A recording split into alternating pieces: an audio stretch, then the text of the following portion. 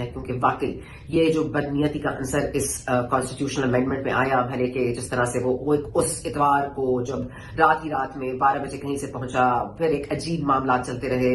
کل بھی ہم نے دیکھا اسی کا ایک ریپلے ہوتا رہا. کبھی مطلب سینٹ کا اجلاس ملتوی ہو رہا ہے، کبھی سینٹ کا اجلاس شروع ہو رہا ہے، کبھی اس میں دوران اس میں وقفہ لیا جا رہا ہے، کبھی نیشنل اسمبلی کا اجلاس کال ہو رہا ہے، کبھی نیشنل اسمبلی کا اجلاس ملتوی ہو رہا ہے، کبھی بلاول بھٹو اور فضل الرحمان صاحب متفق ہو گئے ہیں، طارق صاحب پہنچ جاتے ہیں مولانا صاحب کے گھر، طارق صاحب پہنچتے ہیں تو ان کے ساتھ جناب محسن نقوی صاحب موجود ہیں اور بیٹے کو کڈنیپ کر لیا گیا ہے، جو ایک ظلم کی داستان تھی جو چلتی آ رہی ہے. کسی کی بیٹی، کسی کی بہو، کسی کی بیوی کو اٹھایا جا رہا ہے، کسی کو رابطے سے باہر ہو گئے ہیں، کوئی مل نہیں رہا ہے.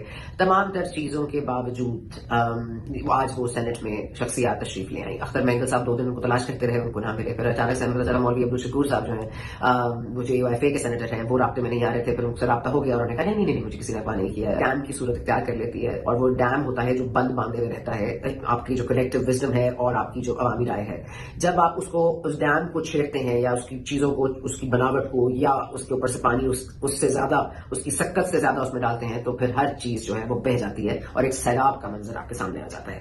یہ بات آپ کو نون لیگ کہے گی دیکھیے جی ہماری دنیا کتنی صاف ہے، کیونکہ ہم نے تو صرف جوڈیشل ریفارمز تو کرنے تھے، تو آج نہیں کرتے تو کل کرتے، کل نہیں کرتے تو پرسوں کرتے، اور جب بھی کرتا ہم پہ سوال اٹھاتے. تو یہ ہے ایک بحران کی ابتدا، اور اس بحران کی ابتدا جو ہے وہ ابھی سے نہیں ڈلی ہے. وہ بحران سیاسی اور آئینی بحران جو پیدا ہو رہا ہے، جو آپ کو فیل ہو رہا ہے، جو ایک زلزلے کے جھٹکے سے محسوس ہوتے ہیں ہمیں، وہ اس دن آیا تھا جب 90 دن میں انتخابات نہیں کرائے تھے. عمران خان صاحب لاکھ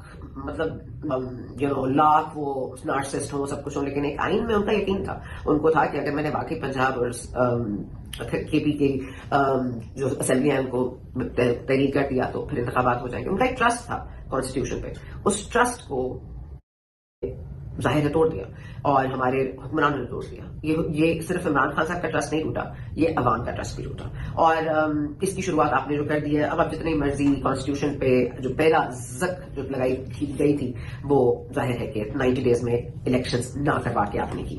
اس کے بھی آپ کو بتاتے چلے کہ اسٹیبلشمنٹ کا اگر ایک سیکشن ہے تو یہ اگر یہ سمجھتا ہے کہ ایسا کر لینے سے، ایسی آئینی ترمیم پاس کر لینے سے اور ایسے ہتھ کنڈے آزما لینے سے وہ ساری کی ساری جو پاور کی الائنمنٹ ہے وہ اپنے فیور میں کر لیں گے، تو let me give you reality check, you are very very sadly mistaken. لیکن یہ بلیٹنٹلی جو اس ترمیم میں طاقت کا استعمال کیا گیا، اس کے بعد یہ کہ ہمیں مطلب بے نظیر بھٹو صاحبہ کا بار بار نام لے کے کہ بے نظیر بھٹو صاحبہ شہید کا خواب ہے، اور ہمیں اس کے بعد یہ سب چیزیں، اس کے بعد خواب کی تعمیل کرنے والے بلاول بھٹو زرداری صاحب ذرا بتانا پسند فرمائیں گے کہ ان کی کیا مراد تھی جب انہوں نے کہا کہ ہم نے تو بہت کوشش کی کنسنسس بلڈ کرنے کی، لیکن اگر تم چاہتے تو ہمارے پاس اور بھی طریقے تھے. کیا طریقے تھے؟